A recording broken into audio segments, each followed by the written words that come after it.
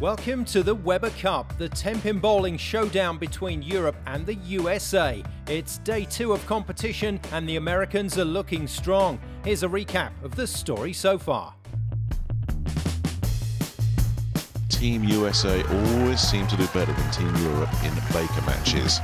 But an open frame has more or less gifted this first Baker match to Team Europe. Just crazy scores. It really is. Oh, it's gone, it's gone. It was close to perfection from Anthony Simonson. Well, it's 9 frames in a row without a strike. And there's the spare, the 2 and the 10 from Jones just showing off. It's much too much for Stu Williams.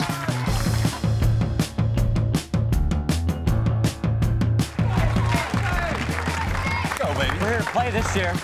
We're here to play. Let's go. American dominance continues in the early going. And he's got the messenger to kick out that 10. Oh, you don't want to be doing that against Stu Williams. You might end up in the car park. He must take all 10 just to keep this alive. And he's left the corner 10. Well, well, well, what a big win that is. And I tell you, Europe are clinging on by their fingernails here. Here we are, dead level again. Huge pressure on the European skipper here. And that was a shocker. And I think that's the match gone. Wave the white flag, get me out of here. Barrett has got some serious thinking to do. This man is simply unstoppable right now. Back in business, back in cruise control. So his troop, we're overdue a strike, and Europe have to strike to claim the win here. Must be a strike. He's due a strike, but he doesn't get it. He doesn't get it. It's a point for Team USA. This is terrible, terrible luck for Don Barrett. Well, it's looking to just shut the door, lock it, and throw away the key.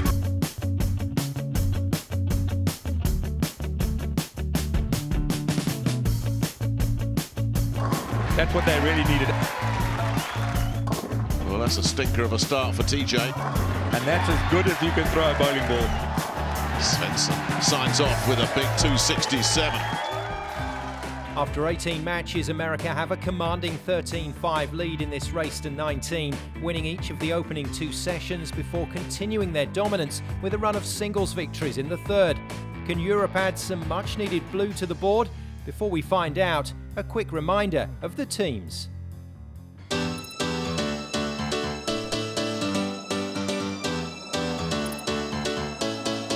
Dominic Barrett.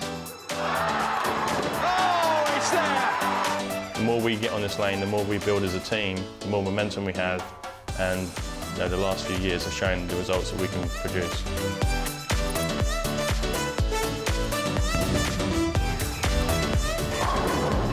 The 10, is it going to go? Yes! Stuart Williams absolutely raises the roof. Individual losses we're not taking so painfully because we can see the end goal, and that's a team win. It's whether if I lose every point and we win, then that's great and we move on.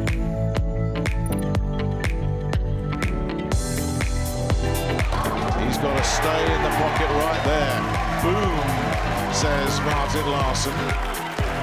To be able to see the guys on tour and tell them another year, hey guys, you couldn't do it again. It's undescribable again. He gets Europe off to the perfect start. Jesper Svensson.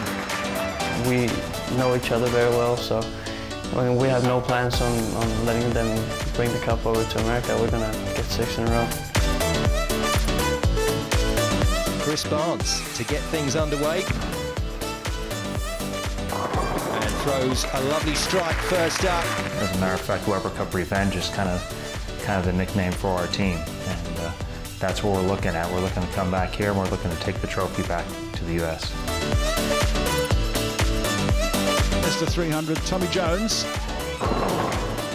Can certainly shoot a strike to start with. How about that? You know, you're going to see a fiery side of me. You're going to see me probably yell, probably scream, and show crazy emotion that you don't normally see out of me.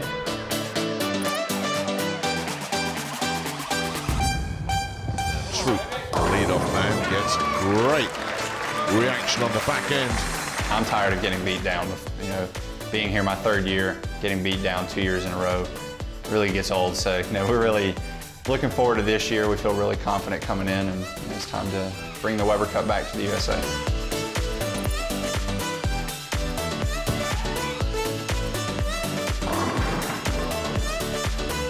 Got to stop somewhere. I don't want to be on the 6th end of it.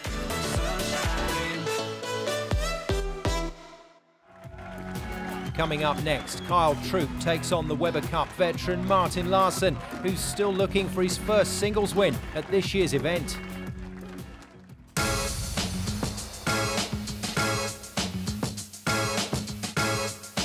Yeah, with last year's slip up after the early lead, you know, I think you know, Chris and Tommy, they've been here before, so they know what the deal is. And you know, like I said, today, you know, our motivation is just to crush. You know, we're not here just to win. You know, we're here to try and put a hurting on them this year and let them know, you know, USA came to play. I mean, they are 4 of the world's best bowlers. No doubt they're going to have a good time when they're leading and kicking our butt. But I think we need to get them to down on their knees and fight them harder. So we'll see what's coming out after that.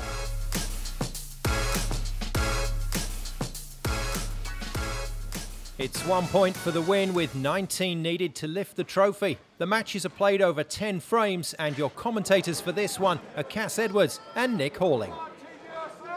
Interesting matchup, this one. Kyle Troop, so solid, so steady, so reliable. Martin Larsen, who does bring some highs and lows to his game.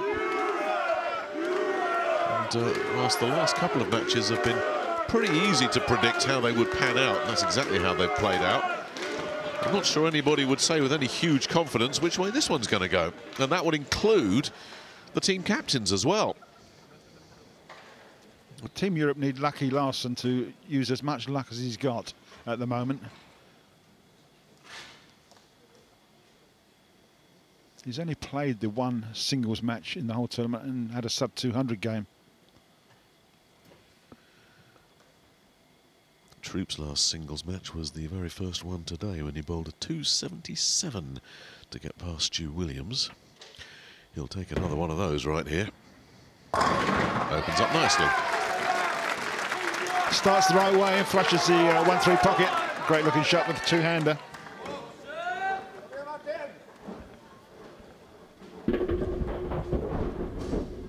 Just absolutely shreds the rack. Now, in contrast, Larsen's only singles match came last night against Chris Barnes, and he bowled a sub-200 game, 199, and really struggled to get online. He struggled badly there with his first ball. I mean, that was a horror show right there. Well, it kind of took off. I thought it was going to hit the left-hand side of the headpin going Brooklyn. He's left himself a nasty little cluster on the right-hand side. Got to check that 9-pin behind the 3-pin. Really does want to start with an open frame. I was going to say, that is not the start, even if he does clean up here, that inspires huge confidence in Martin Larsen. But it can only be better from there, and he's missed it. That's the one you said that he had to keep an eye on, and he's missed it. I'm afraid it happens.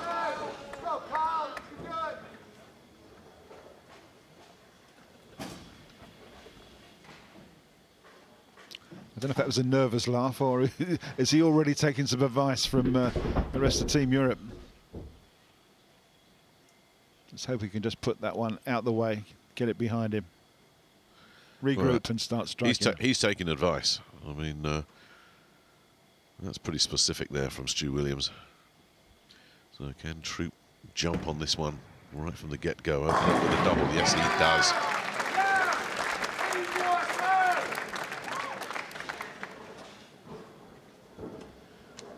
Positive start from Kyle Troop, very businesslike in his approach and his return to his chair as well. He's yeah, another great looking. He's not looking to work the crowd or anything like that, is he? Totally focused. Yeah, sorry, Nick. Another great looking shot right in the 1-3 pocket. Opens up a very early lead. Well, let's see what Larsen's conversation with Stu Williams produces here in terms of a reaction. Much better, much better. Yeah, made a ball change. It must have been Stu Williams that suggested that, but it certainly has worked. A much better looking shot. Well, that's why you get feedback from your teammates, because they can sit there, maybe they see something you don't. And Martin obviously could reject any advice that he gets because it's down to him. Or if something makes sense, you say, yeah, I'll do it, and whatever. The reaction after the conversation with Stuart Williams was immediate. A ball change, a much more confident look. And now Larsen's up and running. So Troop working a double.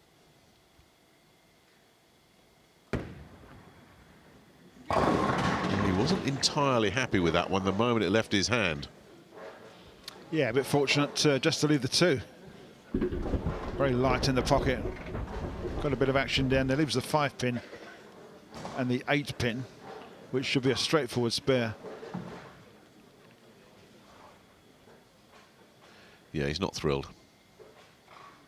Nah, it's just a bit too fast. This spare ball will go hard and straight and make the spare, which is 18 pins.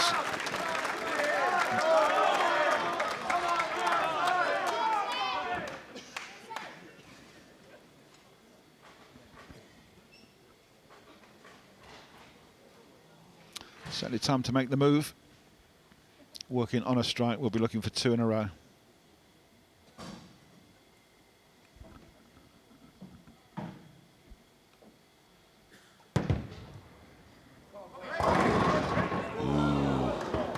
Close, but not close enough.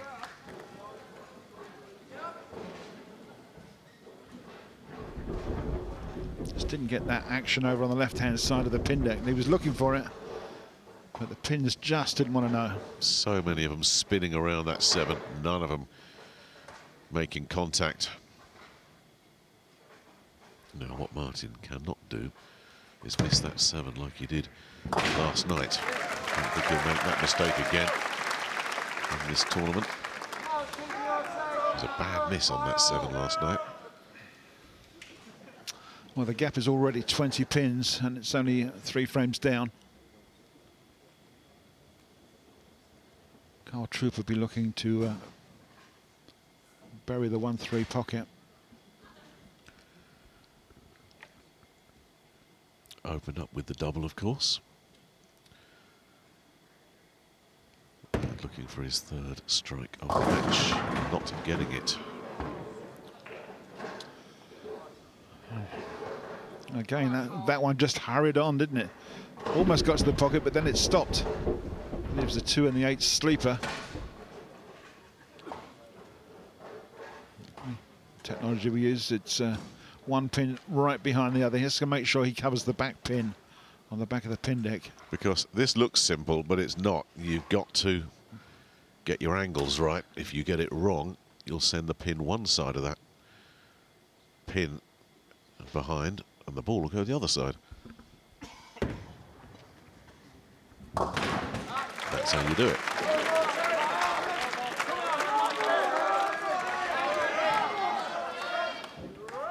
Well, it's back-to-back spares for Troop, which gives Larsen a real good chance to get himself right back into business here.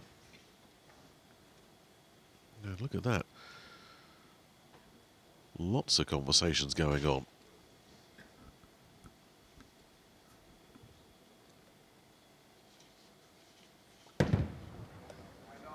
Well, Larsen doing what he has to do as well. You just get the feeling in the context of this match, this could be one of these swing matches that proves to be so important. If Larsen can pull off the win, then they will start thinking, yeah, we can get our way back into this. But if Troop can pull it off for the USA, that gap gets really large.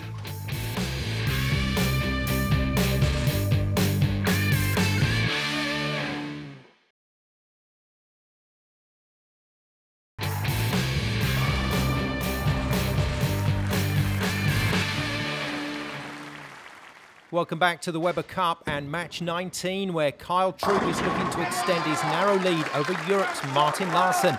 Commentary from Cass Edwards and Nick Hawley. Keeps the pressure on. Yep, right in the 1-3 pocket, great looking shot.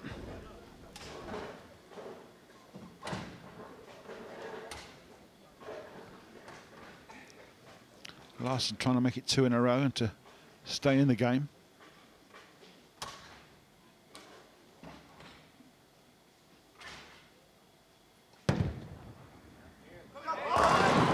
Yeah, Larsen staying with him. A double for Martin Larsen, and a really strong double as well. They were 2 perfect pocket hits. Yeah, the gap closes to 8 pins at the halfway stage.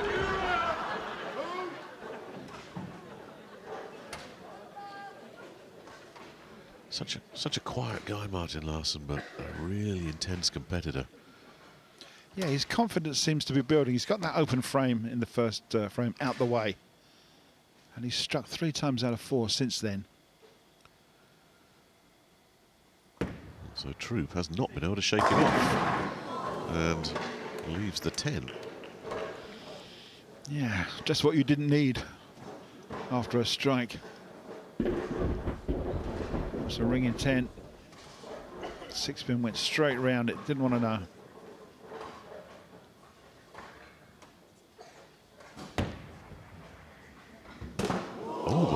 Oh my goodness me. Ouch. Can't have that.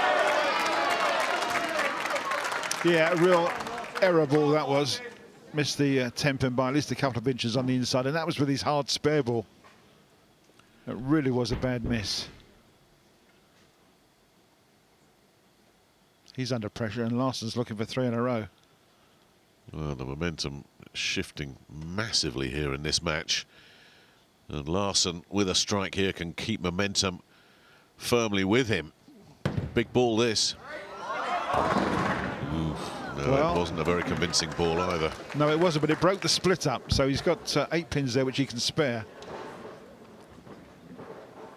And a spare here will give him the lead by a single pin.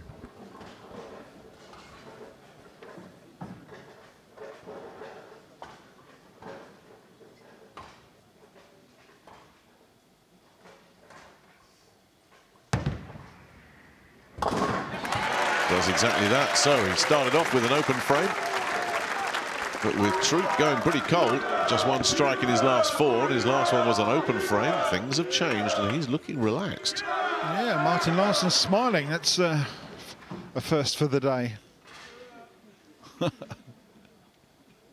So now he's relaxed. He's in the lead. He's only got 4 frames to go. And Troop has got to just forget about that bad miss on the single pin.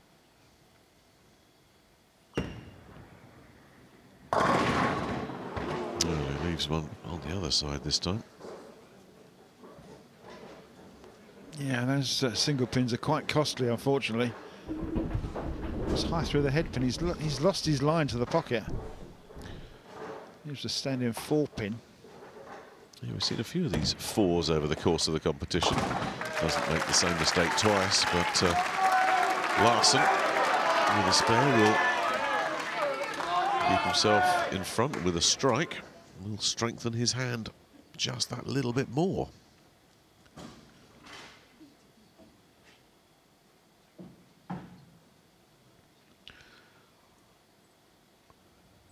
Well, this is turning into a fascinating contest.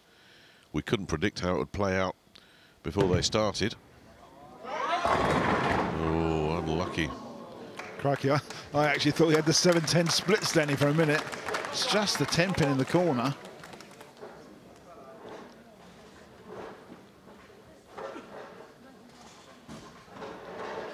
Well, assuming he takes this, he keeps that 1-pin advantage, getting ready for frame 8. Yeah, getting down to the nitty-gritty. And that was closer than he would have liked to have seen, yeah, I'm sure. But he got it done. He didn't miss. Now, for Kyle Troop, the pressure's starting to build. The strikes have dried up for him. Just 1 in the last 5. So he is way overdue.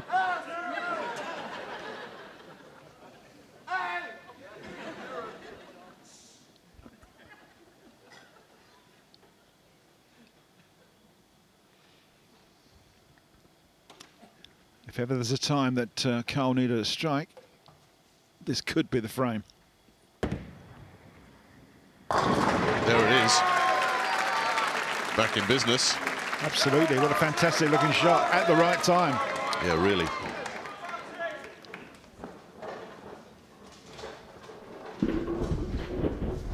Well, that was timely indeed. Vital. Yeah, puts the pressure back on Larsen, who needs to strike just to stay with Carl. Impossible to pick a winner in this one. Here we are. Well, like all good games, they go to the wire. Yeah, that's what we want. I mean, the last couple of matches, he's not happy at all. He is very unhappy. You didn't need to see how many pins fell. You could see from the reaction from Martin Larsen that it was not a good one. He knew. Yes, not the greatest looking shot, as you can see there by his reaction, and also by the pins that he's left. It's the 3, 6, 9, 10. It's the 9 pin and the back of the pin deck we have to watch out for. He has to watch out for. He's got to cover that back pin. Cannot afford an open frame. Yeah, this could be a game changer right here. He's got to clean this lot out. And he doesn't. He doesn't. That's a 10 left, and that's an open frame. And in frame 8 as well. That has given suddenly Kyle Troup a lot of breathing room. One frame has turned this match on its head. 20 pins the difference into the foundation frame, and Kyle Troup is working on a strike. So this could be all over, dead and buried with this shot. Well, it's Troup's to win now. Destiny is in his hands. Another strike here will just about wrap it up. There it is. Now that's a terrific response from Troup again. He doesn't celebrate, he doesn't smile, he doesn't swagger. He just wants the point. It was a good shot. I mean, he's had a couple of 9 spares, but 3 strikes previous to this. So it's 5 strikes altogether, and the reaction shows that he knows he's almost at the winning post. Well, anything less than a strike, we can close the book on this one. It is the streakiest strike we've seen, but it still counts. I didn't think it was going to make the headpin to start with, I must admit. Very light, and well, yeah, cool. Just mix them up. You don't get bonus points for style. No, certainly not. Because he'd be giving points back if it was. But as it is, Kyle Troup can just wrap things up here. Anything but an open frame, and the game is over.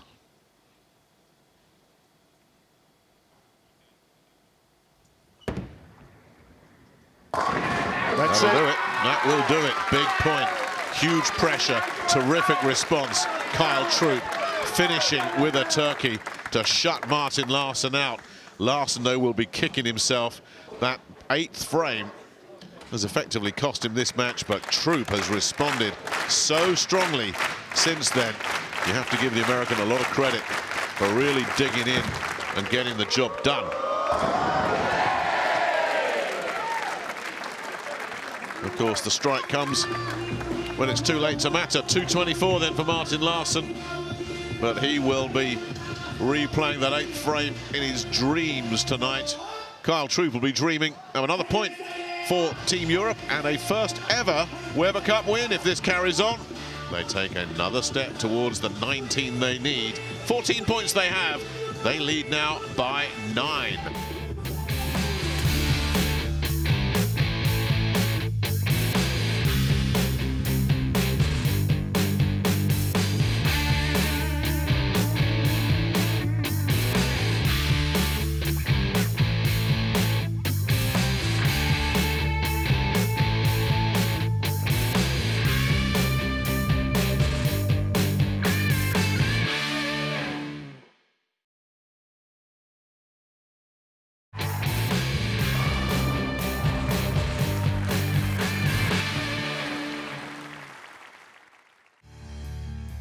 Welcome back to the 19th Weber Cup, where an open frame in the 8th proved costly for Martin Larsen, losing to Kyle Troup by just 20 pins in their singles encounter. The passionate American is now talking with Hannah Wilkes. Kyle, you are just 5 points away from finally getting your hands on the Weber Cup. How do you feel? Yeah, that's great to hear, but we're here to just win one session at a time, and the goal has been accomplished for tonight. We're up 4-1, so we've won the session, but we're going to try and get a couple more points before we leave. I mean, you obviously want a huge gap going into the final day. Just how impressed are you with the team performance so far? Because you really have. You've come into this saying that you wanted the chemistry, and you've really got it. You've really gelled. Yeah, the team's worked really well together. We've bowled really well also. We've caught some breaks along the way, but you've got to have breaks in bowling, and so we're just hoping to continue the momentum and finish the night on a good note. Momentum is certainly with you. Thanks very much, Carl. Thank you. Coming up next, the captains meet for the second time in this session. Chris Barnes had the better of Dom Barrett in the earlier encounter. Could history repeat itself? Before we join that one, a quick refresher on the rules of tenpin and how they apply to the Weber Cup. Tony Wrighton now explains. The lane is 42 inches wide and 60 foot long to the headpin, bordered by 2 gutters. The lane is applied with an oiling pattern, which reduces friction between the ball and the lane. Lane patterns can vary and can aid the bowler at times. The lane approach is 15 to 17 feet. There's a foul line between the approach and the lane. If a player touches or slides over this line after they've delivered the ball, it's called as a foul and no pins are scored. A full game is made up of 10 frames with up to 2 balls each frame. Knocking all 10 pins down with the first bowl is called a strike. Scoring 3 consecutive strikes is called a turkey. If a bowler doesn't score a strike, a second ball is thrown to clear other standing pins. If successful, this is called a spare. Failing to clear all pins with 2 balls is called an open frame. Sometimes pins are left standing at opposite ends of the pin deck. This is called a split and often results in an open frame. If scores are tied after 10 frames in this tournament, players will bowl off a 2-frame roll-off with the game scores scratched. The bowler's ultimate goal is a perfect 300 game, which is the maximum 10 strikes in a row. The Weber Cup has seen 6 perfect games in total, the last 2 being by Team USA in 2013.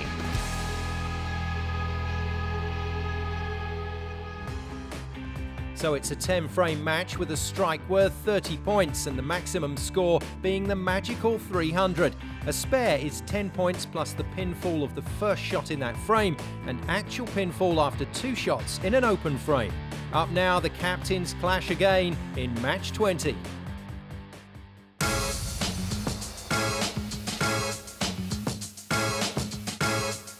There's plenty of banter there.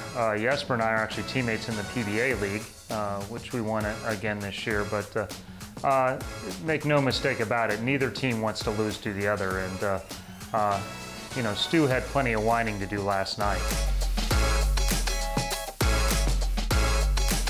The whole Weber Cup is about sort of developing as a group. It's about developing as a player, as a team, and coming out of Sunday night session. And the best team that comes together the most and in the most positive way is the one that wins.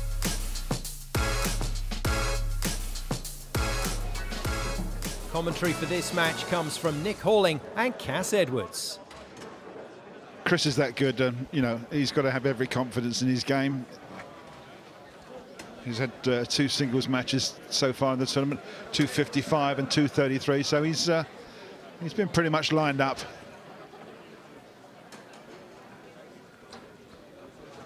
And we're playing on a freshly dressed lane as well, Nick, so it may well be that he can keep the ball straight down the line and get some nice reaction in the back end.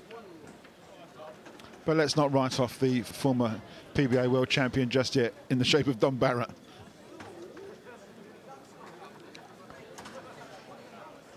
Yeah, he's due, isn't he? Barrett lost to Kyle Troop in the very first singles match that was played, and then was edged out by Tommy Jones.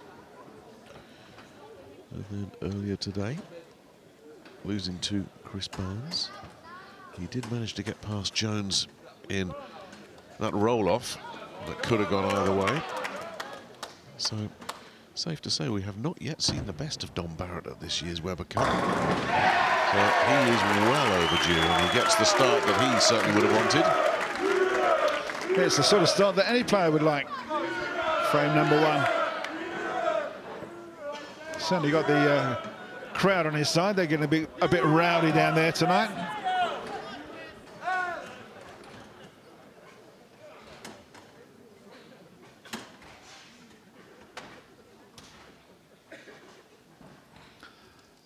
Barnes, the man that's basically won everything there is to win in the world of bowling.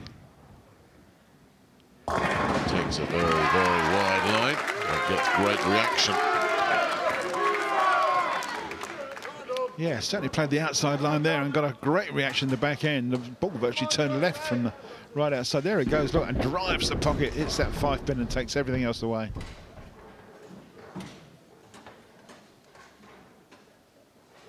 So both skippers off to a strong, positive start here. Barrett looking to keep that going, and does. A very impressive double.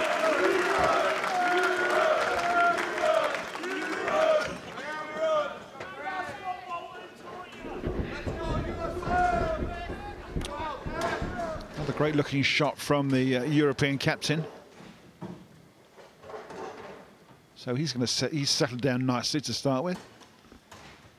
And the more strikes you can get, the more confident you will feel.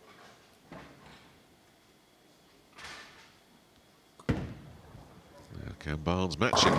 No, he can't, and he's left himself something very unpleasant to deal with. That was very unfortunate. I mean, it's a 4-9 split that's left off a ball that's just a fraction high on the head pin. So close to a really good pocket hit. Look, the 4 doesn't move, and, well, somebody's looking to hit that 9-pin, but it's not gone, and it's a very difficult split. It is makeable. You can trip this 4-pin left-hand side and bounce it across. It will go. Like that. Once again. Great looking spare, under pressure. Yeah, that'll feel like a win. You've avoided the open frame. It had to be that precise. Yeah, that's good. He can relax and regroup and start again in the 3rd frame. Potential open frame saved. Mind you, on the other side of things, Dom Barrett is off to a sizzler here. And that carries on here, 3 in a row.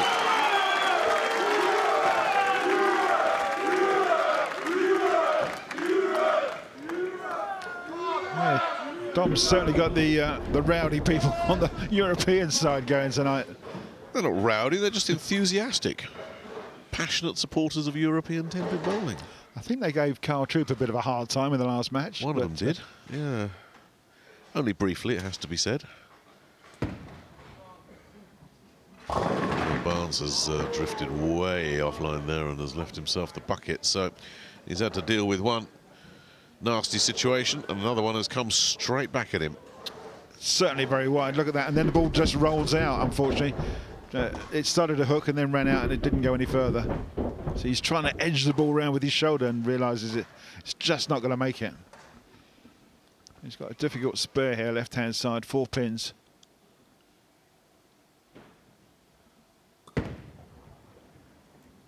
Has dealt with it again, but the way Barrett is bowling, he can't be sparing out like this. And that's a couple of times he's really had to get the shovel out to dig himself out of a hole, Chris Barnes. Yeah, Dom is certainly looking good, and there's no reason why he can't get another one, and he could might well have tied this match up by the halfway stage, unless Chris can start to get in line and carrying all the pins. So Barrett looking to keep this thing rolling.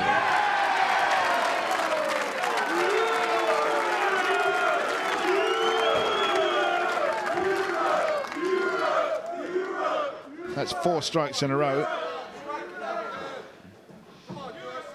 Just turns up beautifully. Carries all 10 pins straight to the back of the pin deck. You know, Dom Barrett is making this look really easy.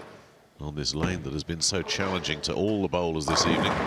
Barnes can't buy a break at the moment, but why has this suddenly become so tame, this lane? Yes, it was redressed, but nobody has taken control of it quite like Dom Barrett seems to have done right here.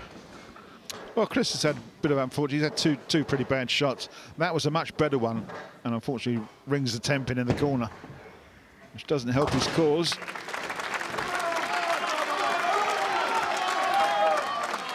.37 pins is the difference, and it's only 4 frames played. But there have been 4 near perfect pocket hits from Barrett thus far. Barnes having some words on the other side there. Be interesting to see who the captains pick as well in the next game, the one that will close out Saturday's play. Barrett looking for the fire bagger. Oh, this is brilliant. It's absolutely sensational, this for Barrett. Well, if Dom has a really good game here, he'll probably be picking himself. And why not? Gets the reaction, the ball starts to turn left and drives through, keeps going, whereas unfortunately Chris's last shot just rolled out. Well, you don't need a degree in mathematics to know that this one has pretty much got away from the American skipper here already. But he does get a strike at last, but we are at the midway point and he has got a mountain to climb. He needs Barrett to let him back in, and there's been no evidence at all that Dom Barrett is ready to do anything of the sort.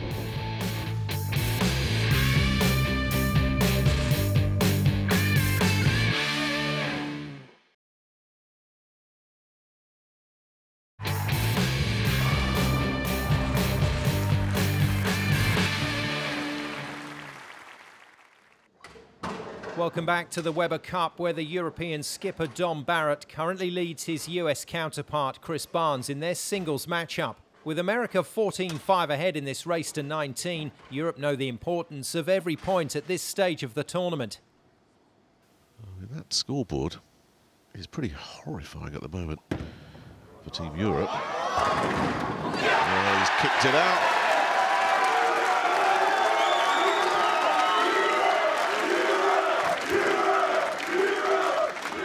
This is typical Dom Barrett, this. That was a lucky Barrett strike instead of a lucky Larsen strike. There's the 9 pin, and there's the messenger. Knock, knock, and away you go. And he likes that. Yeah, very happy. Very, very impressive performance, though, even if there was a little bit of good fortune there. Speaking of fortune, Chris Barnes hasn't had a whole lot of that in this match. No, not bad luck, but just not good fortune. Yes, Dom Barrett, as you say, if he is in this kind of form on this lane, there is every chance he'll pick himself. Barnes, you would think, would go to Simonson, but Simonson didn't have his best game. In fact, he had his worst game on this lane earlier tonight as well, so he might have a bit of thinking to do. It will be a big shock if he doesn't pick Simonson. But I think Barnes, or rather Barrett, is suddenly the form he's in. He's going to have to think very carefully about what he does in that last match. Well, Dom's just showing his World Championship credentials here. It's a freshly just dressed lane. He's got locked in with the first shot, and he's just stayed there and stayed there. Can he carry another one? Yes, as good as it gets. Absolutely sensational strike from Barrett. He's just letting the USA captain know that the European team is still here in fighting form. They may be behind on the score sheet. Oh, well done, Chris. At last. Fist of defiance there from Barnes, but he knows the deal.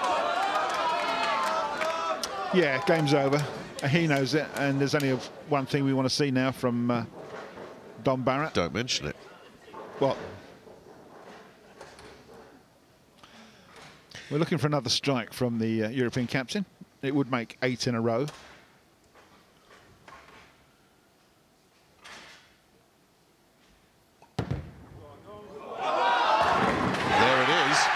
There it is.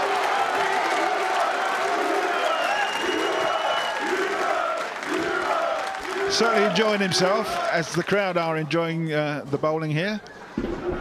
Classic shot, a late tap on the tenpin, but who cares? Well, it wraps up the match, barring some ludicrous mathematics. In fact, that'll officially wrap it up now. Yeah, Chris just wants to get out of the way and let Dom finish it off, if he possibly can.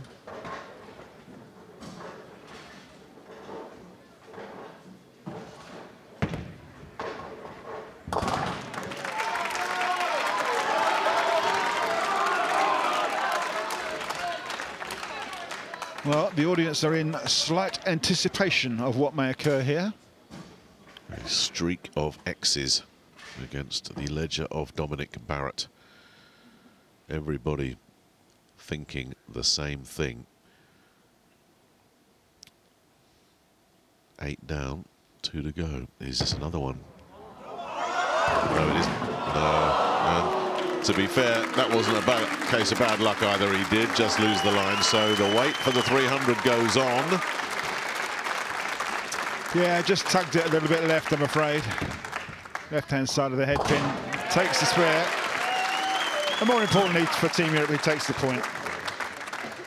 Well, that's the nature of the business right now, isn't it? It's not about racking up big accolades. And I tell you what, he's got some serious thinking to do. If he might have had in his mind half an hour ago who was going to play this last match, the way he's bowled here, he might just want to keep himself on, you know. I don't think Barnes will be back on.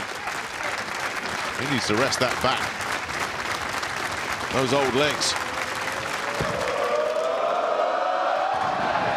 He finishes. He doesn't finish. He's got one more to come after that. But he is back in business as well. And now that the point's secured, the crowd can be sporting again and cheer Barnes. But this has been, without question, Dom Barrett's best individual performance. Been a long time coming for him as well. He finishes off beautifully. 9 strikes out of 10 and a 288. Tournament high game, if I'm not mistaken. 288 from the European team captain. Great game. That is the, as you say, the Weber Cup high. And Barnes has been left in his wake here, just chasing and chasing and chasing, and he'll just want to get out of this one.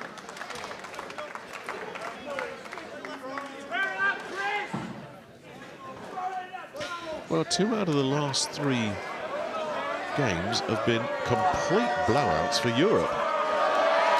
Svensson beat Jones 267-181. Barnes is going to go to the box of tricks, put in a trick shot for the fans. And this one finishes as a 68-point win.